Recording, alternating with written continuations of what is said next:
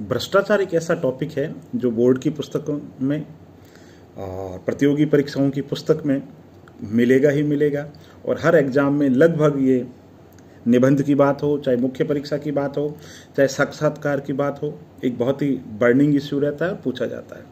तो इस वीडियो में आपको भ्रष्टाचार के समग्र पक्षों की चर्चा करने जा रहा हूं, जो न केवल मुख्य परीक्षा में उत्तर लिखने में मदद मिलेगी बल्कि साक्षात्कार के लिए भी आपके लिए बहुत हेल्प होने वाला है। तो दोस्तों शुरुआत करते हैं वीडियो। देखो, भ्रष्टाचार की जब बात आई दोस्तों, सबसे पहले तो मैं पूरी डिटेल दे देता हूं, फिर आपको तय करना है कि कैसा लिखना है। सबसे पहले दोस्तों, भ्रष्टाचार की जब हम बात करते हैं, हम कहते हैं भ्रष्टाचार आधुनिक है, अभी भ्रष्टाचार बहुत बढ़ गया है।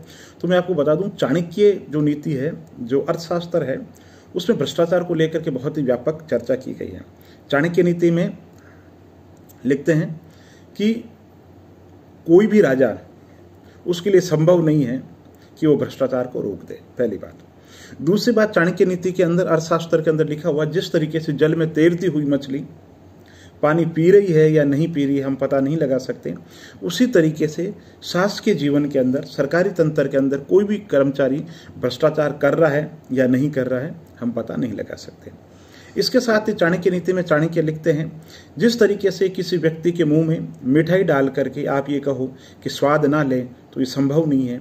उसी तरीके से शासकीय तंत्र के अंदर ये संभव नहीं है कि संभावनाएं हो और कोई सरकारी कर्मचारी या कोई सरकारी तंत्र भ्रष्टाचार ना करे।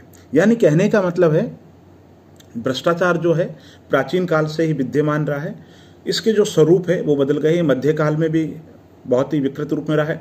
ब्रिटिश राज के अंदर लॉर्ड क्लाइव ने तो द्वैत शासन के माध्यम से और एक तंत्र विकसित कर दिया था जहां पे भ्रष्टाचार बहुत ज़्यादा बढ़ गया था। एक ऐसा मैकेनिज्म लॉर्ड क्लाइव ने विकसित कर दिया था। आज़ादी के बाद के अंदर जब लोक कल्याणकारी राज्य की अवधारणा का उदय हुआ, भारत का विभाजन हुआ और देश को बहुत से काम करवाने थे, तो सामाजिक आर्थिक विकास की योजनाएं चलाई गई, बजट अलॉट किया गया।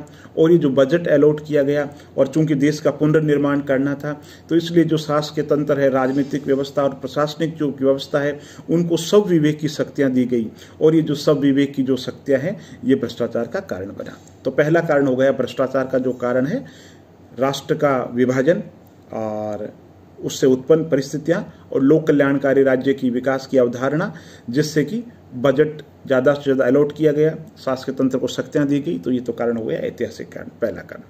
दूसरा कारण दोस्तों, भौतिकवाद। राष्ट्रीय आंदोलन के समय में जो राष्ट्रीय आंदोलन की लहर चली, वो लहर लंबे समय तक चल नहीं सकी और लोग भौतिकवाद के अंदर आ गए, है ना। लोगों ने पैसे को बहुत ज़्यादा वेटेज देना शुरू कर दिया, है ना, और पैसे की महत्ता बहुत ज़्यादा बढ़ गई। जो चरित्र है, जो मूल्य है, नैतिकता है, वो हास्य पे चली गई, किनारे पे चली गई। तो भौतिकवाद जो संस्कृति है, ये भ्रष्टाचार का सबसे बड़ा कारण है। मूल्य, पाश्चात्य संस्कृति, है ना, भोगवादी जो संस्कृति है वो बढ़ती जा रही है और यही कारण है नैतिक मूल्यों का पतन हो रहा है और हम अर्थ प्रधान युग की ओर बढ़ रहे हैं। दूसरा कारण हो गया ये।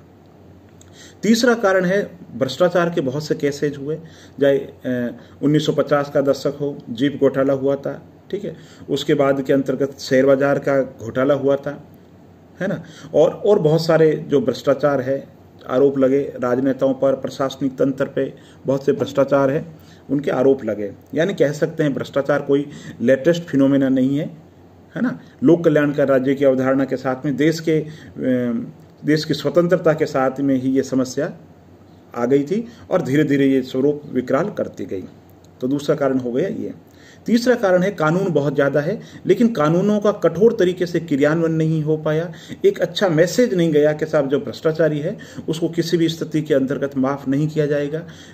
प्रक्रियागत, समयगत बहुत सारी चीज़ें रही, जिसकी वजह से जीरो टॉलरेंस का जो मैसेज है वो जनता के बीच के अंदर नहीं गया। तो कानून का कठोरपन नहीं रहा या कानूनों का अच्छे तरीके से क्रियान्वयन नहीं हुआ, ये भी एक कारण रहा। तो ये कारण हो गया। इसके अलावा आर्थिक जो कारण है वो भी कारण बताए गए हैं कि भाई समाज के अंदर जो मोनोपोली थी, है ना, समाज के अंदर बहुत ज़्यादा विषमता थी, गरीबी, बेकारी, महंगाई और बहुत से जो कारण हैं, उन चीज़ों ने भी, वेतन का कम होना, हालांकि इन चीज़ों को जस्टिफाई नहीं किया जा सकता, लेकिन ये भी तर्क कुछ लोगों के द्वारा दिए जाते हैं कि आर्थिक कारणों से व्यक्ति जो है भ्रष्टाचार करता है या भ्रष्टाचार की ओर बढ़ता है, तो आर्थिक कारण हो गया।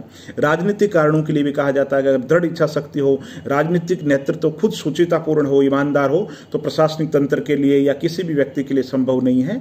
यथा राजा तथा प्रजा, ऐसे भी जो भ्रष्टाचार को खत्म करने वाले जो लोग हैं, जो मॉरल थिंकर है, वो ये कहते हैं कि राजनीतिक जो दूरदर्शिता, राजनीतिक कुशल नेतृत्व भी भ्रष्टाचार को खत्म कर सकता है। लेकिन राजनीतिक अपराधीकरण, राजनीतिक भ्रष्टाचार खुद बहुत ज्यादा बढ़ रहा है। राजनीति, प्रशासनिक तंत्र और व्यापारी वर्ग का एक गठजोड़ है जिसने भ्रष्टाचार को बहुत ज्यादा बढ़ावा दिया। तो ऐतिहासिक कारण हो गए, दार्शनिक और नैतिक कारण हो गए, है ना, आर्थिक कारण हो गए, राजनीतिक कारण हो गए, कानून संबंधी कारण हो गए। ठीक इस तरीके से ये जो व्यवस्था थी, इन कारणों की वजह से भ्रष्टाचार का उदय हुआ। फिर बाद में चर्चा करने के भ्रष्टाचार किस किस रूप में, तो राजनीतिक भ्रष्टाचार के उदाहरण देने हैं, जैसे चारा घोटाला से लेकर 2G स्पेक्ट्रम से लेकर के, संचार घोटाला से लेकर के, कॉमनवेल्थ से लेकर के भ्रष्टाचार के अंदर राजनीतिक जो भ्रष्टाचार है वो बहुत ज्यादा फैल गया। साथ ही के अंदर जो प्रशासनिक अधिकारी का जो भ्रष्टाचार है, ब्यूरोक्रेसी के अंदर जो भ्रष्टाचार है, उसके भी आपको उदाहरण देना है कि ब्यूरोक्रेसी के अंदर भी भ्रष्टाचार बहुत ज्यादा विकृत रूप के अंतर्गत आ गया ये चीज। ठीक है, तो इसकी चर्चा करनी है। अब ये बताओ कि सब भ्रष्टाचार बहुत ज्यादा तो है, अब हमें आशावादी दृष्टि के साथ में बात करनी कि भाई ये जो भ्रष्टाचार का जो पक्ष है ना, ये एक पक्ष है। क्यों कि मजबूरी है, लोकतांत्रिक है, राष्ट्र है, विकास के काम है। जब विकास के काम किए जाएंगे तो निश्चित रूप से आरोप प्रत्यारोप भी होंगे। भ्रष्टाचार भी एक ऐसी चीज है जिसको 100% रूप से खत्म नहीं किया जा सकता, ये चीज भी मानी जाती है। माननीय प्रधानमंत्री राजीव जी गांधी ने भी कहा था कि 1 रुपया केंद्र से पहुंचता है तो जहां पहुंचना है वहां आते आते 15 पैसे के अंदर बदल जाता। तो ये एक सार्वभौमिक सत्य है जिनको पूर्व प्रधानमंत्री ने भी स्वीकार किया। माननीय न्यायपालिका ने भी समय समय पर इन मुद्दों को लेकर के फटकार लगाई है। यानी कि ये स्वीकार करना पड़ेगा कि समाज के अंदर भ्रष्टाचार है, तभी हम इस चीज को खत्म कर पाएंगे। तो ये होगी भ्रष्टाचार की बात। अब दोस्तों आपको समाधानों की बात करना है कि भ्रष्टाचार को खत्म करने के लिए सरकार क्या कर रही है।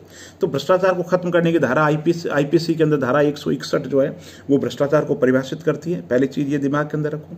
फिर सरकार ने भी भ्रष्टाचार के जो स्वरूप है ना, ये चीज शुरुआत में बतानी चाहिए। भ्रष्टाचार का संकीर्ण अर्थ क्या है, निबंध की शुरुआत में आपको या टॉपिक की शुरुआत में आपको कहना चाहिए कि भ्रष्टाचार का जो साधारण अर्थ है वो पैसों का लेन देन है, जबकि अधिकारों का दुरुपयोग, स्वविवेक का दुरुपयोग, आपके पास जो संसाधन है उनका दुरुपयोग, पक्षपात करना, नियमों की अनदेखी करना, गलत हो रहा है उसके प्रति चुप हो जाना, ये भी भ्रष्टाचार है। ये कोई भी निबंध लिखो तब भ्रष्टाचार के अंदर शुरुआत के अंदर आपको बताना है। हम चर्चा कर रहे हैं कि सरकार क्या कर रही है। तो फिर सरकार के लिए आप कहोगे साहब बहुत सारी संस्थाएं काम कर रही है भ्रष्टाचार को रोकने के लिए। सरकार ने आचरण बनाए, अखिल भारतीय सेवा आचरण, केंद्रीय सेवा आचरण, राज्यों ने राज्य सेवा आचरण नियम बना रखे हैं। संस्थागत बहुत अच्छे तरीके से काम कर रही है। एंटी करप्शन ब्यूरो काम कर रही है, सीबीआई काम कर रही है, सेंट्रल विजिलेंस कमीशन काम कर रहा है, लोकायुक्त और लोकपाल जैसी व्यवस्थाएं लाई गई है। न्यायपालिका ने बहुत ही प्रभावी तरीके से काम किया गया। सबसे बड़ी जो इन चीजों के साथ साथ के अंदर कानूनों का अच्छे तरीके से क्रियान्वयन हो रहा है। और इसके साथ ही हम बात करें, सरकार ने स्वविवेक की जो सत्य है उनको खत्म कर दो, ऑनलाइन कर दो चीज़ों को ना। जैसे जीएसटी डिपार्टमेंट में है तो ऑनलाइन कर दिया, रेवेन्यू डिपार्टमेंट से संबंधित जो भूमि रिकॉर्ड्स है उनका ऑनलाइन कर दिया। तो सरकार की जो मंशा है, एक्सपर्ट ये कहते हैं कि भाई 2 लोग आपस में मिलेंगे तब भ्रष्टाचार होगा। जैसे आयकर विभाग है, इनकम टैक्स डिपार्टमेंट है, आपको वहां जाना नहीं पड़े। जो अधिकारी जिस व्यक्ति का असेसमेंट कर रहा है, जिस फाइल का असेसमेंट कर रहा है, तो उसके लिए उसको पता ही नहीं है कि किसका कर रहा है, उसके लिए जस्ट एक सब्जेक्ट है ना। तो जब उसके लिए एक सब्जेक्ट है जिसमें पता ही नहीं है वो किसका कर रहा है, तो उसके मन के अंदर किसी तरीके का कोई पूर्वाग्रह नहीं होगा।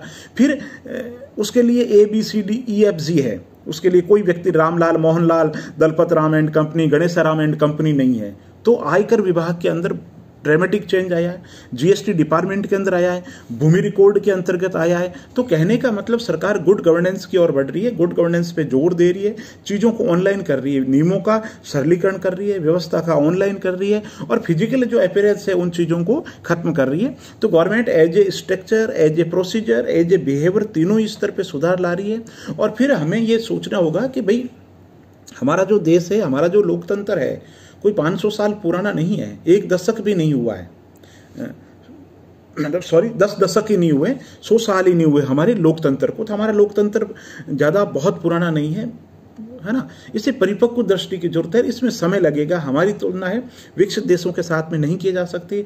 न्यायपालिका ने बहुत अच्छा काम किया, स्वयंसेवी संस्थाओं ने बहुत अच्छा काम किया है, सरकार की जो प्रतिबद्धता है, जीरो टॉलरेंस की जो पॉलिसी, उस पर गवर्नमेंट काम कर रही है, और सरकार की कोशिश है कि भ्रष्टाचार की संभावना ही खत्म कर दो। मानव का जो स्वभाव है, उस स्वभाव के अंतर्गत कुछ लोग हैं जो करेंगे, तो सरकार चीजों को ऑनलाइन कर देगी। व्यवस्था के अंतर्गत इतने सुधार हो कि किसी व्यक्ति के लिए भ्रष्टाचार की कोई गुंजाइश ही नहीं रहे। तो सरकार इस तरीके से चीजों को ऑनलाइन कर रही है, व्यवस्था के अंदर सुधार कर रही है। सरकार जागरूक हो रही है, जनता जागरूक हो रही है, शिक्षा का प्रचार और प्रसार हो रहा है, और सोशल मीडिया का प्रयोग हो रहा है। नियम और प्रक्रिया, कोई व्यक्ति है जीएसटी डिपार्टमेंट के अंदर रजिस्ट्रेशन लेना है उसको, तो गूगल पे सर्च करेगा जीएसटी में रजिस्ट्रेशन कैसे, ऑनलाइन है, 5 मिनट का काम है, काम इजी हो जाएगा, ऑफिस जाना ही नहीं पड़ेगा। तो कहने का मतलब इसी तरीके से एसडीएम ऑफिस नहीं जाना पड़े, तहसीलदार के पास में नहीं जाना पड़े, माध्यमिक शिक्षा बोर्ड के अंदर मार्कशीट लेने के लिए नहीं जाना पड़े, राशन के लिए नहीं जाना पड़े। जब सब चीज़ों का जब ऑनलाइन हो जाएगा तो भ्रष्टाचार की जो संभावनाएं हैं वो नगण्य होती जाएगी। स्वयंसेवी संस्थाएं बहुत अच्छा काम कर रही है, गुड गवर्नेंस आ रहा है, लोक सेवा गारंटी अधिनियम आ रहा है, सूचना का अधिकार आ रहा है, पारदर्शिता तंत्र की ओर हम बढ़ रहे हैं। और सबसे बड़ी बात है, देश का जो युवा नेतृत्व है, देश का जो युवा है, वो अपने अधिकारों के प्रति जागरूक है। तो हमें सबसे ज्यादा उम्मीद उससे है कि भ्रष्टाचार देना और लेना, देना पैसे और पैसे लेना दोनों ही समान रूप से अपराध है, और इस बात को युवा अच्छे तरीके से समझ रहा है। तो हम उम्मीद करते हैं कि देश में भ्रष्टाचार इन कारणों से खत्म हो जाएगा।